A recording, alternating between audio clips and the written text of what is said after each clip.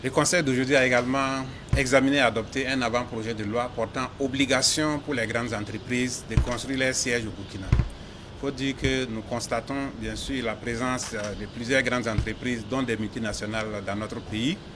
Certaines entreprises ont bien sûr construit leurs sièges au pays, mais d'autres ne l'ont pas fait. Et donc c'est pour tenir compte du fait que ces entreprises doivent contribuer aussi à l'urbanisation et également avoir un meilleur ancrage au pays, que le Conseil a autorisé que cet avant-projet de loi puisse être adopté et soumis à l'Assemblée législative de transition. L'avant-projet de loi a prévu que toutes les entreprises dont les chiffres d'affaires annuels moyens sur les 3 derniers exercices atteint 5 milliards. Toutes ces entreprises auront désormais l'obligation de construire les sièges au Burkina suivant des standards bien définis. Bien entendu, l'État va apporter un accompagnement en termes d'avantages fiscaux sur certains matériaux de construction, mais il y a des délais stricts qui sont prévus pour que ces grandes entreprises puissent construire leurs sièges et faire en sorte que la mise en œuvre de la loi soit effective.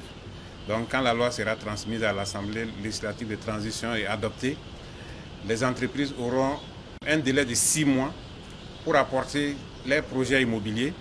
Et bien sûr, après cela, ils vont passer à la phase de construction. Les standings de construction vont dépendre d'une classification qui a été faite en fonction du chiffre d'affaires des entreprises. La première catégorie sont les entreprises qui ont un chiffre d'affaires supérieur à 100 milliards.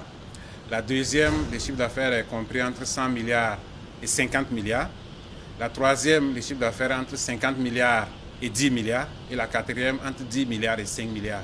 En fonction des catégories, donc, le niveau de standing sera défini, bien sûr en concordance avec le ministère en charge de l'urbanisme. Des dispositions ont également été prises. Le camarade président a donné des instructions fermes pour que la délivrance des autorisations de construire puisse se faire le plus rapidement possible et que les entreprises ne soient pas en difficulté pour constituer leur dossier pour l'autorisation de construire.